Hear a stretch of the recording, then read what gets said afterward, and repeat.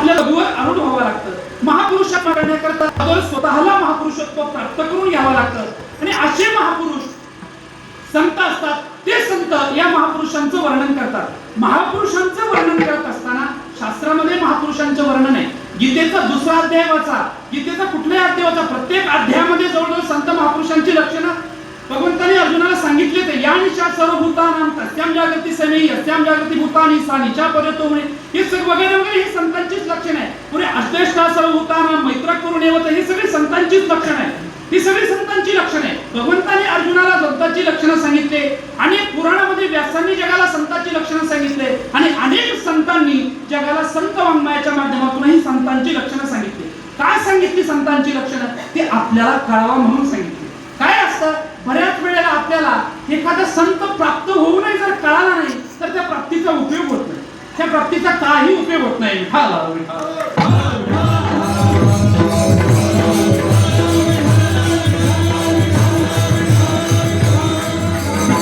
संतांचा महिमा कळणं हे अत्यंत आवश्यक आहे, अत्यंत गरजेचं आहे. जर आपल्याला संतांचा महिमा कळाला नाही, संत आपल्याला प्राप्त झालेले पण जर महिमा कळत नसेल, त्यांचं महात्म्य आपल्याला कळालं नाही तर त्या संतांच्या प्राप्तीचा आपल्याला पाहिजे तेवढा जीवनामध्ये उपयोग होत नाही. फार तर पंक्तीचा लाभ होतो. संतांच्या सोबत राहिलं, संत कळले नाही तरी पंक्तीचा लाभ मात्र निश्चित होतो. पण पंक्तीचा लाभ होऊन फायदा नाही. संतांच्या संगतीमध्ये राहून जीवनाचा कल्याण झालं पाहिजे. जीवनाच्या कल्याणाकरता संतांचा उपयोग झाला पाहिजे. आजकाल संतांचा उपयोग राजकारणाकरता केला जातो.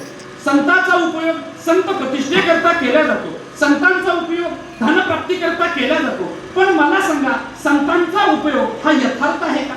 याला यथार्थ संतांचा उपयोग आपल्याला म्हणता येत नाही. संतांचा उपयोग एकच आहे, जर संतांच्या संगतीमध्ये राहून, संतांच्या जवळ राहून, संतांच्या अंगसंगामध्ये राहून जर आपल्या जीवनाचं कल्याण होत असेल तर तो सगळ्यात मोठा संतांच्या जीवनाचा आपल्या जीवनामध्ये झालेला लाभ आहे.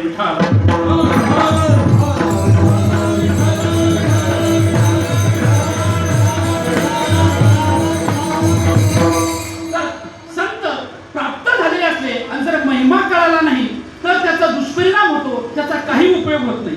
पूर्वीच्या काळामध्ये एक मेंढपाळ होता. एका गावामध्ये एक मेंढपाळ होता. आपल्या काही खंड्या त्याच्याकडे मेंढ्या होत्या. मेंढ्या म्हणजे कळतं ना तुम्हाला? कळतंय. तर मेंढ्या त्याच्याकडे होत्या. दररोज उठायचं, त्या मेंढ्यांना सोडायचं, पिंजऱ्यातून बाहेर काढायचं आणि आपल्या शेतामध्ये घेऊन चरायला जायचं. कुठंतरी चरायला जायचं आणि चरून आणल्या ते मेंढ्या त्याने पुन्हा आपल्या समजा कोंडवड्यात ठेवायच्या. असा त्याचा नित्याचा क्रम असायचा. दररोज त्याचा तो क्रम असायचा. मेंढ्या पकडायच्या, सोडायच्या, चरून आणायच्या, पुन्हा सोडायच्या. आणि असा एक दिवस झाला की त्याला लांब कुठेतरी चारावायला जावं वाटलं आणि दूर देशामध्ये तो मेंढ्या घेऊन चारायला गेला. जसे आपल्याकडे बीड जिल्ह्यातले मेंढपाळ आपल्याकडे येतात. आपल्याकडे कपाशीचं शेत एकदा रिकामं झालं की चारण्याकरता तिकडे मेंढपाळ आपल्याकडे येतात. तसंच त्याने असं ठरवलं की त्या काळामध्ये त्या ठिकाणी मेंढ्यांची चारण्याची आणि पाण्याची व्यवस्था आपण त्या ठिकाणी जावं आणि त्या ठिकाणी मेंढ्यांना आपण चारावं. आपल्या मेंढ्या दष्टपुष्ट होतील, आपल्याकडे आकार पडलाय, आता खायला काही राहिले नाही. अशा उद्देशाने तो दूर देशामध्ये त्या मेंढ्यांना घेऊन गेला. दूर देशामध्ये आपलं पाल ठोकलेलं आहे आणि पाल ठोकून त्या मेंढ्या त्या अवतीभोवती रानामध्ये चारायच्या आणि घेऊन यायच्या.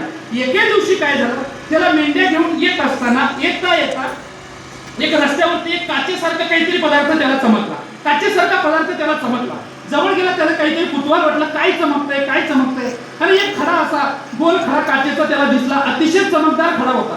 त्याला वाटलं फार चमकदार दिसतो. त्याने हातामध्ये घेतला. मेंढ्या पुढे चालवत तो हातामध्ये खेळत घेऊन आला. त्याला वाटलं फार चमकतोय आणि संध्याकाळ झाली. त्यावेळेस त्याने त्या खिशातला तो खडा काढला, तो मणी काढला. त्याला काचेचा मणी रस्त्यामध्ये सापडला. तो काढला तर त्याचा थोडासा प्रकाश दिसू लागला. जसा अंधार गडद होऊ लागला तसा त्याचा प्रकाश पडू लागला. त्याला आश्चर्य वाटलं, आपल्याला रस्त्यावर सापडलेला हा खडा, आपल्याला रस्त्यावर सापडलेला प्राप्त झालेला हा मणी, जसा अंधार पडतो, जशी रात्र वाढते तसा हा चमकू लागला. काहीतरी आश्चर्य असेल याच्यामध्ये, पण काही कळायला तयार नाही. त्याला वाटलं चमकणारा पदार्थ एवढंच त्याला ज्ञान झालं. काय आहे त्या वस्तूची किंमत काय आहे याचं कुठल्याही प्रकारचं त्याला ज्ञान झालं नाही. कुठल्याही प्रकारचं ज्ञान त्याला झालं नाही. आणि मग चमकणारा किडा रात्री खिशामध्ये ठेवून झोपला. दुसऱ्या दिवशी सकाळी उठला, त्याला पुन्हा तोच काचेचा खडा आठवला, खिशामध्ये हात घातला, तो काढला. पण दिवस उगला की तो चमकायचा बंद झाला.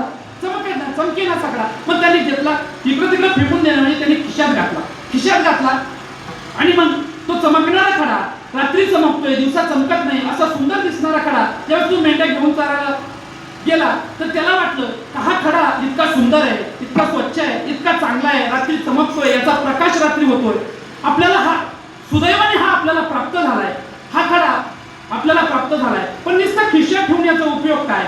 लोकांनी या खड्याकडे बघून आपलं कौतुक केलं पाहिजे, आपल्याला विचारलं पाहिजे, का रे बाबा तू हा चमकणारा पदार्थ काय आहे, हा चमकणारा पदार्थ तुला कुठे प्राप्त झाला, तू कुठून आणला, कोणत्या दुकानातून आणला, केवढ्या किमतीचा आहे, असं लोकांनी आपल्याला विचारावं असं वाटत असतं. माणसाने एखादी वस्तू प्राप्त केली, माणसाने एखादा घटक प्राप्त केला तर त्याला त्याच्या जीवनामध्ये तो घटक मला प्राप्त झाला, जो घटक मला प्राप्त झाला त्या घटकाचं कौशल्य लोकांनी गावं, त्याचं कौतुक लोकांनी करावं. गायकाला एखादी चाल जर आली, त्याला जर एखादी चाल म्हणता येत असेल तर त्याला वाटत असतं मी ही चाल लोकांमध्ये कधी म्हणेल, वाटत असतं त्याला, भगवतवादाला नाही वाटत असतं, कीर्तनकाराला वाटत असतं, भलं तर एखादं टिपण बसू द्या त्याने, पण त्याला वाटतं मी लोकांना सांगावं, मी लोकांना सांगावं असं त्याला वाटत असतं. काय असतं, प्रत्येकाला प्राप्त झालेल्या वस्तूचं एखादं लोकांनी कौतुक करावं असं त्याला वाटत असतं. सगळ्यांना वाटतं बरं का, मी आमचं सांगितलं म्हणजे तुमचं नाही असं नाही, तुमचं असंच आहे. तुम्हाला एखादी वस्तू प्राप्त होऊ द्या. एका गावामध्ये छोटंसं गाव होतं आणि त्या गावामध्ये गरीब झोपडी होती. गरीबाचं कुटुंब, दोघं नवरा बायको, 2 अपत्य, त्यांना अतिशय गरीबाचा परिवार. आणि मग त्या बायकोने अतिशय प्रेमाने राहायचे बरं का, अतिशय प्रेमाने राहायचे दोघं पती पत्नी. त्या पत्नीने सहज हट्ट धरला पतीकडे, राव म्हणले आपण आपली किती गरिबी, आपलं किती दारिद्र्य आपल्या घरामध्ये, आपली केवढी आपली गरिबी. त्याने सांगितलं काय झालं तुला गरीब, तुला खायला नाही का? तिने सांगितलं मला खायला आहे हो. तुला कपडे नाही का घालायला? मला कपडे आहेत हो. राहायला घर नाही का? मला राहायला घर आहे हो. पण लोकांच्या बाया बघा ना, लोकांच्या बायका बघा ना, त्यांच्या अंगामध्ये केवढे सोन्याचे दागिने असतात, केवढे सोन्याचे दागिने, सोन्याच्या दागिन्याने म्हणून त्या चालतात. माझ्या गळ्यामध्ये आहे का? तुम्ही मला आजपर्यंत काहीतरी दिलंय का? एक फुटका मनी तरी सोन्याचा दिलंय का? त्याने सांगितलं काही काळजी करू नको, असं म्हणू नको, मला अपमानित करू नको, माझ्याकडे कामाचे पैसे आले तर मी तुला काहीतरी एखादा अलंकार घेऊन येतो. मग त्याने सगळ्यात शोधला कमी पैशामध्ये मिळणारा अलंकार काय असेल. बाजारामध्ये गेला, त्या विचारलं त्या सोनाराला, बाबा माझ्याकडे पैसे फार थोडे, मी गरीब आहे, पण माझ्या पत्नीला मला काहीतरी सोन्याचा अलंकार घ्यावा वाटतो, अलंकार माझ्या पत्नीला मला द्यावा वाटतो. काय अलंकार देऊ? अतिशय छोट्या पैशामध्ये, अतिशय कमी पैशामध्ये मी काय प्राप्त करून घेऊ शकतो? त्याने सांगितलं काय नाही, 400-500 रुपये तुमच्याकडे आहे ना? हो म्हणला, 400-500 रुपये तेवढे मात्र पैसे मी तुम्हाला देऊ शकतो, तेवढे पैसे माझ्याकडे उपलब्ध आहे, माझ्या खिशामध्ये मी तेवढे पैसे आणलेले. तेवढ्या पैशामध्ये कोणता दागिना येईल, कोणता दागिना येईल? त्या सोनाराने सांगितलं मोठ्या दागिन्याच्या भानगडीत पडू नका, एक छोटीशी सोन्याचा मणी असणारी, छोटा मणी असणारी तुम्हाला नथ तुमच्या पत्नीच्या नाकामध्ये घालायला मी काय करतो, देतो, एक नथ मी तुम्हाला देतो. त्याला आनंद वाटला, पत्नीच्या नाकामध्ये नथ घालायला आपल्याला मिळते, अगदी कमी पैशामध्ये मिळते, 500 रुपयामध्ये मिळते. हे बघून त्याला आनंद झाला. त्याने आनंदाने त्याला 500 रुपये दिले आणि ती नथ घेतली. गरीब होता बिचारा, घरी घेऊन आला आणि बायकोला सांगितलं, मी तू म्हणाली होतीस ना मला लग्न झाल्यापासून तुम्ही काहीच अलंकार केला नाही, मला काहीच घेतलं नाही, हे बघ आज मी तुझ्याकरता काय आणलं. बघितलं, तिलाही कुतूहल वाटलं, मला पतीने काय आणलं असेल, पतीने काय आणलं असेल. ती बाहेर आली बघीन आणि विचारू लागली मला काय आणलं. त्याने तिच्या हातामध्ये ती नथ ठेवली, ही नथ मी तुला आणलेली आहे, किती पैशाला मिळेल? जाऊ दे, जेवढ्याला मिळाले तेवढ्याला. तुला आवडली का? हो म्हणे मला आवडली. मग नाकामध्ये घालून घे. त्या माऊलीने आनंद झाला, पतीने एवढ्या दिवसातून आणली, आपल्या नाकामध्ये तिने घालून घेतली, नाकामध्ये ती नथ घालून घेतली, तिला आनंद झाला. पण तेवढ्या आनंदाला ते समाधान झालं नाही, तेवढ्या आनंदाला समाधान झालं. माझ्या पतीने अनेक दिवसातून मला नथ आणली, हे लोकांनी बघावं, बायकांनी बघावं आणि माझं कौतुक करावं याची आशा तिला निर्माण झाली. आणि त्या हेतूने आपलं घरकाम, स्वयंपाक काम सगळं आवरलं, मुलाबाळांचं आवरलं आणि गावामध्ये फिरू लागली, प्रत्येकाच्या घरामध्ये जाऊ लागली. पण गरीब घराण्यातले असल्या कारणानं मोठी लोक पुढे व्हॅल्यू देतात का? मोठी लोक पुढे किंमत देतात का हो गरीबाला? कुणी नाही. या आल्या बसल्या जा, आल्या बसल्या, असं प्रत्येक घरामध्ये झालं. कुणी तिला विचारलं, तिला वाटत होतं मला कुणीतरी विचारावं, का गं बाई तुझी एवढी गरिबी आहे, एवढा दारिद्र्य तुझ्या घरामध्ये, एवढी सुंदर नथ तुला कुणी आणली, कुठून आणली, कधी आणली, केवढ्याला आणली, असं तिला वाटायचं मला यांनी विचारावं. मी गोड कौतुकाने माझ्या नवऱ्याचं नाव सांगेन तर माझ्या नवऱ्याने कष्टाने मला ही नथ प्राप्त करून दिली, असं त्या माऊलीला वाटलं. अख्खं गाव फिरली, संध्याकाळपर्यंत अख्खं गाव फिरली, पण कुणी विचारायला त्यांना अतिशय नाराज झाली. नथ प्राप्त झाली होती पण गावाने लोकांनी कौतुक केल्याने अतिशय नाराज झाली, कुणी तिला विचारायला तयार नाही. मग तिला राग आला, खूप राग आला आणि राग आला त्या रागाच्या तडाख्यामध्ये तिच्या घरामध्ये, घराच्या जवळ असणारी चाऱ्याची जी गंजी होती ती तिने पेटवून दिली, गंजी पेटवून दिली, चाऱ्याची गंजी पेटवून दिली. भला मोठा जाळ झाला, संध्याकाळची वेळ झाली, सगळे लोक बघू लागले कशाचा धूर निघतोय, कशाचा धूर निघतोय. आणि ज्या अर्थी धूर निघतो त्या अर्थी अग्नी त्या ठिकाणी आहे, कारण न्यायशास्त्राचा नियम आहे, यत्र यत्र धूम तत्र तत्र वह्नी. ज्या ठिकाणी धूर निघतो त्या ठिकाणी अग्नी काहीतरी आहेच आहे की नाही? ज्या ठिकाणी भांडणं चालू आहे त्या ठिकाणी समजून घ्यायचं कुणीतरी जाळ लावलेलाच आहे. पण जाळ लावल्याशिवाय भांडणं होत नाही, अग्नी असल्याशिवाय दूर निघत नाही, असं हे विधान आहे बरं का, हे कार्यकारणभाव आहे याचा. आणि मग त्या माऊलीला वाटलं डोम झाला, अग्नीचा डोम झाला, दूर निघू लागला, सगळी लोक धावू लागले आणि मग त्या प्रकाशाच्या उजेडामध्ये उभी राहिली. आणि मग तिच्याकडे आता डोम झाला, मग तिला विचारू लागले, का गं बाई हे का जळालं, कसं काय पेटलं, कधी पेटलं, कुणी पेटवलं? तिला वाटलं मला विचारायचं सोडून या आगीचं विचारत आहे. आणि मग एका माऊलीला दया आली, तिने विचारलं, का गं बाई इतक्या दिवसात तुझ्या नाकामध्ये काही मोती दिसत नव्हता, काही मणी दिसत नव्हता, काही नथ दिसत नव्हती, आता ही नथ कुठून आणली, एवढी सुंदर, केवढी आगीच्या उजेडामध्ये चमकते? ती म्हणली, मग हे अगोदरच म्हणली असते तर कशाला पेटवलं असते? हे तर तुम्हाला अगोदरच बोलले असतील, नथ कुठून आणली, केवढ्या आणली, किती चमकदार आहे, तुम्ही ही नथी कशाला पेटवलं? ती सांगण्याचं तात्पर्य आपल्याला प्राप्त झालेल्या वस्तूचं जगामध्ये कुणीतरी कौतुक करावं, त्याचं कुणीतरी नाव घ्यावं असं प्रत्येक माणसाला वाटत असतं. तसं त्या धनगराला, मी त्या धनगराचं सांगत होतो, ते मेंढपाळाचं सांगत होतो, त्याला वाटलं आपल्याला प्राप्त झालेला हा मणी आहे ना, त्याचं लोकांनी कौतुक करावं. मग आता धनगराचे कपडे म्हणजे कसे असतात, एकदम गावंढळ कपडे, दररोज रानामध्ये फिरायचं, मेंढी चारायची. आणि मग अशा अवस्थेमध्ये त्याला वाटलं हा मणी आपण काय करू, आपल्या ज्या मेंढ्याचा मोरका एक मेंढा त्याच्यात मेष होता, येडका म्हणतात त्याला, त्या येडक्याच्या रुबाबा तो पुढे चालायचा, त्याच्या मागे मेंढ्या चालायच्या आणि त्या येडक्याच्या गळ्यामध्ये हा आपण बांधावा अशी त्याला काही झाली, इच्छा निर्माण झाली. आणि मग त्याने काय केलं, त्या मण्याला एक छेद होता, ते छेद शोधला आणि एक दोरी निर्माण केली, एक मजबूत अशी धार निर्माण केली, दोरी निर्माण केली आणि तो मणी त्याच्यामध्ये ओवला आणि मग तो मेंढ्याच्या गळ्यामध्ये बांधला. मेंढा पुढे चालला, येडका पुढे चालला, कुणी ते येडक्याला बघत तो मणी चमकल आणि कुणी काय होईल, मला विचारायला, येडक्याला कुणी विचारते का, येडक्याला कुणी विचारणार नाही, विचारणार कुणाला आहे, मला काय, मग मी कौतुकाने सांगेन मला तो प्राप्त झाला, मला तो प्राप्त झाला, अतिशय सुंदर मणी मला प्राप्त झाला, असं मी कौतुकाने लोकांना सांगेन. म्हणून त्याने तो मणी घेतला, येडक्याच्या गळ्यामध्ये बांधला, पुढे चालला. त्याच रस्त्याने चालत असताना पुढे एक व्यक्ती त्याला भेटला, येडक्याच्या गळ्यामध्ये मणी त्याने बघितला मणी चमकतोय, मणी सुंदर आहे दिसायला, ज्या अर्थी हा येडक्याच्या गळ्यामध्ये बांधलेला आहे त्या अर्थी या मण्याची किंमत या मालकाला समजलेली नसावी. पण जर या मण्याची मालकाला समजली असती तर याने येडक्याच्या गळ्यामध्ये बांधली नसती. तो पारखी होता, रत्न पारखी होता, ते रत्नच होतं, रत्न पारखी असल्यामुळे त्याला समजलं की हे काहीतरी रत्न आहे, याने येडक्याच्या गळ्यामध्ये बांधलेलं आहे. आणि मग त्याने त्याच्या जवळ गेला, त्याच्याशी गोड बोलू लागला, प्रेमानं बोलू लागला आणि बोलता बोलता मागणी केली, कारण म्हणे तुझ्या मेंढ्यामध्ये समोर असणारा जो येडका आहे त्याच्या गळ्यामध्ये एवढा सुंदर मणी दिसतोय, म्हणे किती सुंदर मणी आहे, म्हणे फार सुंदर दिसतोय. हो म्हणे मला प्राप्त झाला, म्हणे सुदैवाने मला तो मणी प्राप्त झाला, फार सुंदर आहे म्हणे, रात्री तो चमकतो म्हणे. आणि मग त्या रत्नपारखीला पक्क कळालं, ज्या अर्थी रात्री चमकतोय त्या अर्थी हा हिरा असला पाहिजे, कारण हिरा रात्री चमकतो, कोणता रस्त्याने फिरणारा नाही म्हणत मी, तुम्ही तिकडे जाऊ नका, संध्याकाळी जो फिरतो रस्त्याला त्याला हिरा, तुम्ही त्याला हिरा म्हणा, पण तो नाही, हा चमकणारा हिरा आहे. आणि मग तो चमकणारा हिरा रात्री चमकतो असं ज्या वेळेला त्या रत्नपारख्याने ऐकलं आणि रत्नपारख्याला आनंद झाला, तर हा हिरा आहे आणि हा मेंढपाळाच्या गळ्यात आहे, म्हणजे मेंढीच्या गळ्यात आहे आणि हा मेंढपाळ अडाणी असला पाहिजे, याला आपण फसवू शकतो, हा हिरा आपण प्राप्त करून घेऊ शकतो. जवळ गेला, गोड बोलू लागला आणि मग सहज मागणी केली, कारण तुझ्या मेंढीच्या त्या गळ्याच्या गळ्यामध्ये असणारा जो मणी आहे ना, म्हणे तू मला देतो का, मला देतो का, का बरं देऊ तुम्हाला, अरे मी तुला पैसे देतो, म्हणे काही 10-5 रुपये देऊन टाक तेवढा मणी मला. ते अडाणी होता, पण अडाणी माणसं काही हुशार असतात, त्या अर्थी हा मणी येडक्याच्या गळ्यामध्ये आहे, तो म्हणे हा मागतोय आणि म्हणून 10-5 रुपये देतो म्हणतोय, त्या अर्थी या मनाला काहीतरी किंमत असली पाहिजे, काहीतरी किंमत असली पाहिजे. त्याने सांगितलं की याला 10 रुपयाला देऊन परवडणार नाही, होऊ शकते याच्यापेक्षा जास्त पैसे याचे येऊ शकतील. आणि म्हणून त्याने तो सांगितलं की मी तुम्हाला हा मणी प्राप्त करून देणार नाही, हा मणी मला पाहिजे, माझ्या येडक्याच्या गळ्यामध्ये सुंदर दिसतो.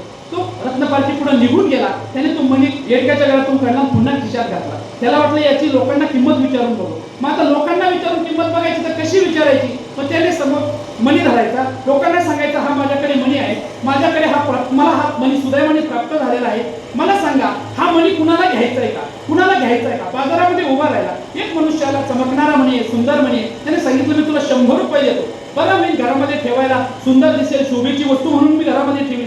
100 रुपयाला त्याने तो मणी मागितला, 100 रुपयाला त्याने तो मणी द्यायला मागितला. याने सांगितलं नाही 100 रुपयाला मी देत नाही. दुसरं गिऱ्हाईक जरा थोडेसे जास्त पैसे मागत, दुसरा आला 200 रुपये, 500 रुपये, 1000 रुपये, 10,000 रुपये, 50,000 रुपये, 70,000 रुपये, अशी हळूहळू जीवन किंमत त्या रत्नाची वाढत गेली.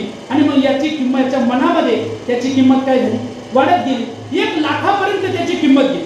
आणि मग 1 लाख आज काय संध्याकाळच्या वेळेला एका गिरायकाला बघितलं 1 लाखाला मणी देतो का म्हणे, 1 लाखाला मणी देतो का? त्याने सांगितलं देत नाही. एवढा मणी जर 1 लाखाचा मणी असेल तर याला देऊन काय फायदा? ज्या आपल्या गावामध्ये 1 लाखापर्यंत मागतात, जर आपण मोठ्या शहरामध्ये गेलो, मुंबई सारख्या ठिकाणी गेलो तर याची अधिक किंमत आपल्याला प्राप्त होईल, अधिक किंमत प्राप्त होईल. तो त्याच्या मित्राकडे गेला आणि मित्राला सांगितलं अशी अशी घटना आहे, अशी अशी वस्तू आहे. त्याने सांगितलं यातलं मला काही कळत नाही. आपण ज्याला कळतं म्हणजे सराफ जो असतो, सोनार जो असतो, त्याला या रत्नातलं कळत असतं. आपण त्याच्याकडे जाऊ, त्याला विचारून त्याची पण आपण किंमत करून घेऊ.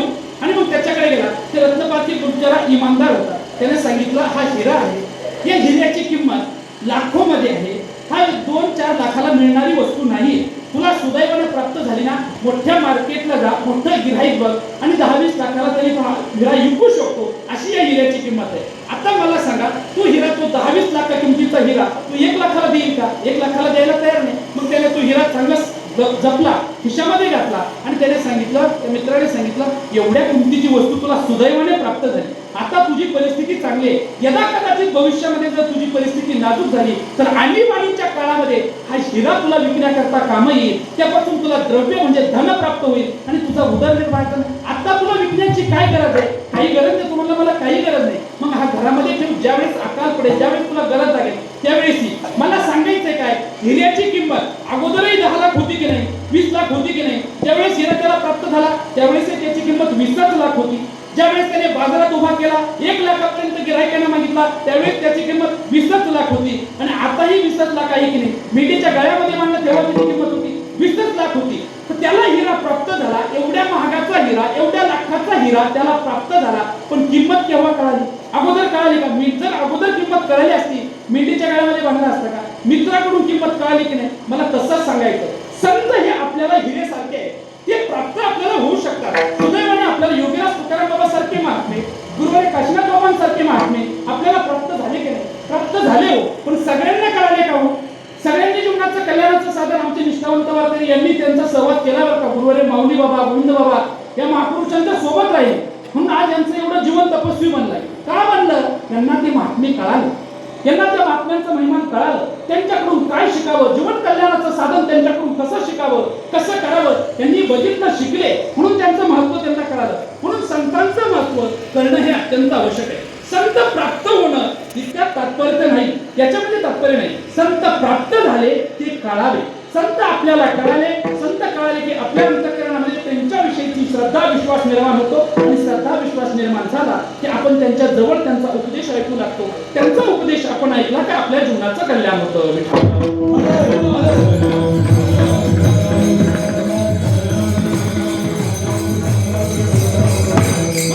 संत महात्मे हे जीवनामध्ये कळणं हे अत्यंत आवश्यक आहे, अत्यंत गरजेचं आहे.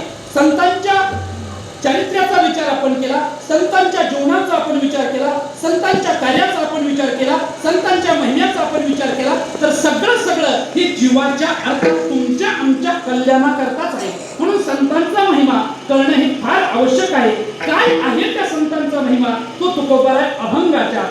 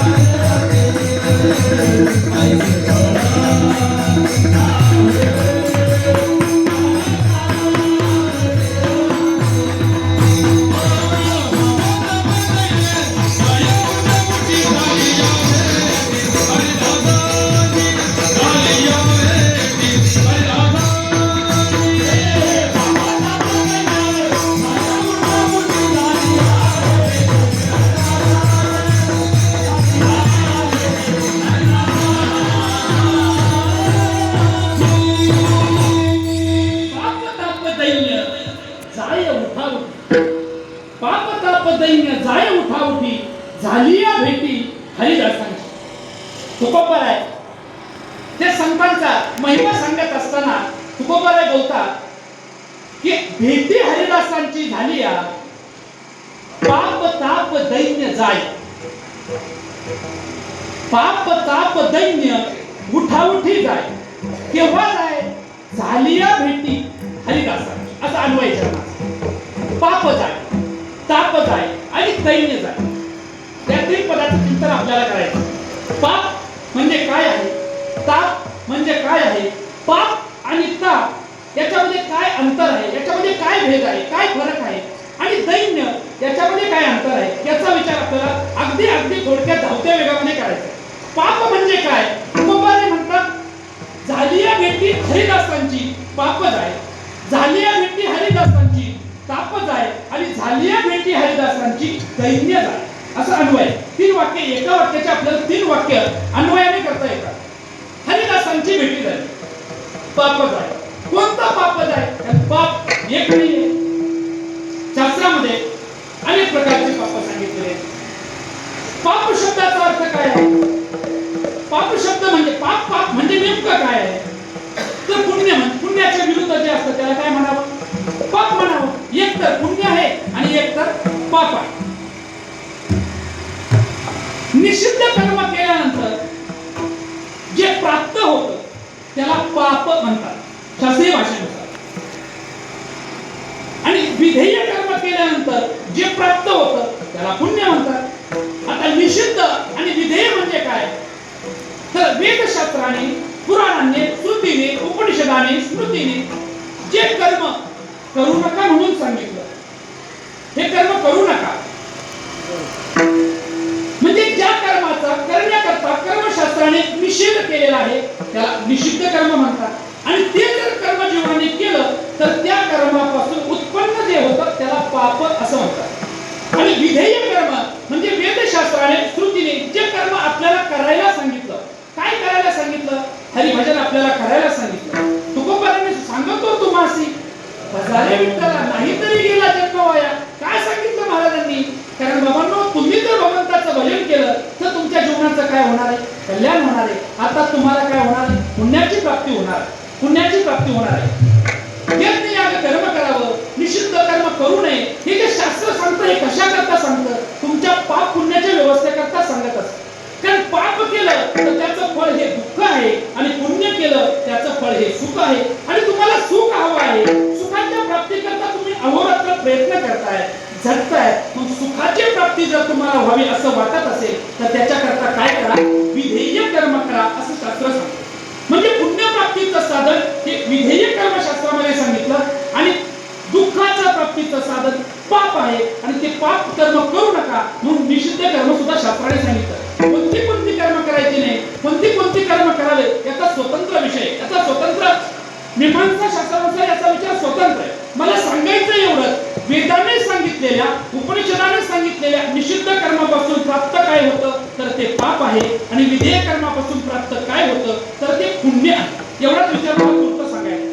असा हा पाप आणि पुण्याचा विचार आहे. मग हे पाप किती प्रकारचे आहे? पाप अनेक प्रकारचे असतात. काही महापाप असतात, काही उपपाप असतात आणि काही फक्त पाप असतात, म्हणजे सामान्य पाप असतात. आपल्याकडून अनावधानाने घडलेलं जे पाप आहे त्याला सामान्य पाप म्हणतात. चालता चालता पायाखाली मुंगी पडणं सामान्य पाप आहे.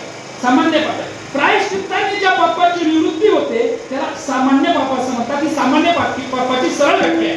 प्रायश्चित्त कर्म जे सांगितलं आहे कर्मशास्त्रामध्ये नित्य, नैमित्तिक, काम्य आणि प्रायश्चित्त या चार कर्माचा विचार वेदांत शास्त्राने सांगितला. कशा करता सांगितला? आपल्याला करण्याकरता सांगितला. त्यामधलं जे प्रायश्चित्त कर्म आहे, ज्या कर्माने आपल्याला झालेलं पाप ज्या कर्माने नष्ट होतं त्याला प्रायश्चित्त कर्म असं म्हणतात. जसं एखाद्याच्या अनवधानाने काही पाप झालं तर त्याने जर गंगा स्नान केलं तर ते त्याचं पाप काय होतं, निवृत्त होतं. याला प्रायश्चित्त कर्म म्हणतात. याला काय म्हणतात, प्रायश्चित्त कर्म म्हणतात. एखाद्या संताचा साधूचा आपल्याकडून अवमान घडला असेल तर त्या साधूची क्षमा याचना करून त्याची सेवा केली की त्या पापातून त्याची काय होते, मुक्तता होते. हे काय आहे, त्याचं प्रायश्चित्त कर्म आहे. असं जे पाप आहे ते सामान्य पाप आहे. प्रायश्चित्त कर्माने नष्ट होणारं जे पाप असतं त्याला सामान्य पाप असं म्हणतात. पण काही उपपाप असतात आणि काही महापाप असतात. महापापाचं क्षमन करणं तेवढं सोपं नसतं. महापाप फार महापाप आहेत महाराज. तर मुख्य शास्त्रामध्ये 5 महापाप सांगितले. ब्रह्महत्या सुरापानम, ब्रह्महत्या सुरापानम, तेयम दुर्वांगनागमः, महांतिपात कन्याहु संसर्गश्चापि तैहि सह. ही 5 महापाप आहे. कोणते कोणते महापाप आहे? ब्रह्महत्या, ब्राह्मणाची हत्या करणं महापाप आहे. महाभारताचा विषय तुम्ही करा. महाभारताचा यामध्ये महाभारताने फार विचार सुंदर केलेला आहे. ब्रह्महत्या हे महापाप आहे. सुरापान, मदिरापान करणं हे महापाप आहे. मदिरापान कधीच करू नये. मदिरापान कधी करू नका. जीवनामध्ये झालं असेल याच्या मागं झालं प्रायश्चित्त कर्म करून सोडून द्या. कारण झालेल्या वस्तूचा पश्चाताप करत बसणं हे शहाण्या माणसाचं लक्षण नाही. झालेल्या गोष्टीचा पश्चाताप करण्यात काही उपयोग नाही. त्याला मूर्ख म्हटलेलं आहे शास्त्रामध्ये. काय आहे शास्त्रामध्ये शहाण्या माणसाच्या मूर्ख माणसाचे जे लक्षण केलेले, व्याख्यान केलेले आहे त्यामध्ये मूर्ख माणसाचं लक्षण आहे झालेल्या गोष्टीचा शोक करतो त्याला मूर्ख शास्त्र सांगतो का. गतन्न शोचामि कृतं न मन्ये, गतन्न शोचामि कृतं न मन्ये, खादन्न गच्छामि हसन्न जल्पे, द्वाभ्यां तुद्यो न भवामि राजन, प्रथम मूर्खो अहम भवामि राजन. मूर्खाचं लक्षण आहे. गेलेल्या विषयी शोक करतो त्याला मूर्ख म्हणायचं. गतन्न शोचामि. एखादं कार्य केलं, हे कार्य मी केलं, मी म्हणूनच झालं, माझ्याशिवाय हे कार्य होत नाही अशी अहंता धारण करत असेल तो मूर्ख माणूस, तो मूर्ख आहे. शास्त्र सांगतो बरं का, मी सांगतो म्हणून नाही. शास्त्र सांगतं गतन्न शोचामि कृतं न मन्ये, खादन्न गच्छामि. चालता चालता खातोय, बसून खात नाही, चालता चालता खातोय. शास्त्र म्हणतं हा माणूस मूर्ख आहे बरं का. त्याला कारण खाण्याचा विधी हा बसून खाण्याचा विधी आहे. नाही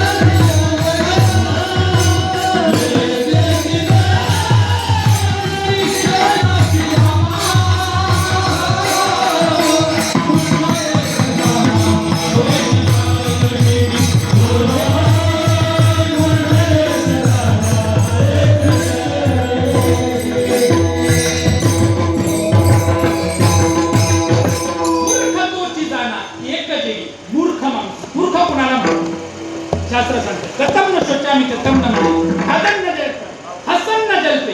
बोलता बोलता हसतोय किंवा हसता हसता बोलताना हसणं हा विनोद आहे. पण हसता हसता बोलणं हा मूर्खपणा आहे. हा मूर्खपणा. हसता हसता बोलू नये. बोलताना हसावं. वाक्य नीट ऐका. बोलताना हसावं, हसता हसता बोलू नये.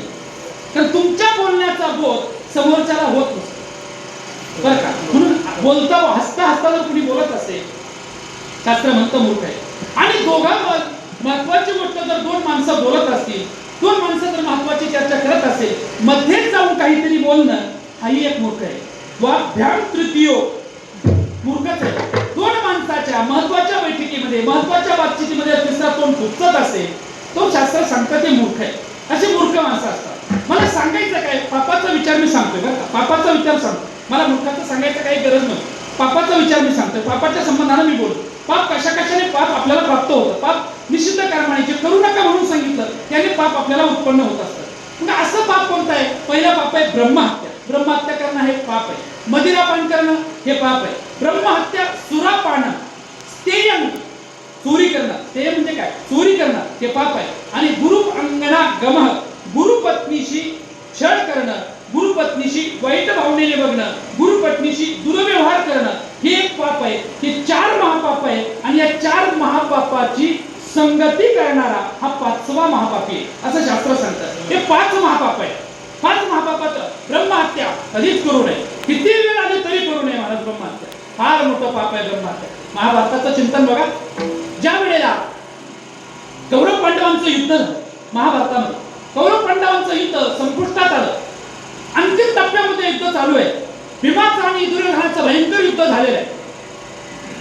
दुर्योधन हा धारातीर्थी पडलेला आहे. भीमाने आपल्या गदाच्या प्रहाराने दुर्योधनाला घायल केलेलं आहे. रणभूमीवरती दुर्योधन पडलेला आहे. संध्याकाळची वेळ झाली. सूर्यास्त झाल्यावर युद्ध मावळ संपत होतं. नियम होता युद्धाचा, सूर्यास्त झाला की युद्ध थांबवायचं. सगळ्यांना वाटलं आता दुर्योधनाला भीमाने हरवलेला आहे, दुर्योधन हा पराजित झालेला आहे, धारातीर्थी पडलेला आहे, आता महाभारताचं युद्ध संपलं. सगळ्यांना वाटू लागलं. कौरव सैन्यातले अनेक सैनिक मोठमोठाले होते, धारातीर्थी पडलेले होते, मृत झालेले होते. पांडव सैन्यातही मोठमोठे युद्ध मेलेले होते. काही बच्चे खुचे पांडव भगवान, तिकडं कृतवर्मा, कृपाचार्य आणि अश्वत्थामा हे दुर्योधनाच्या पक्षातील 3 योद्धे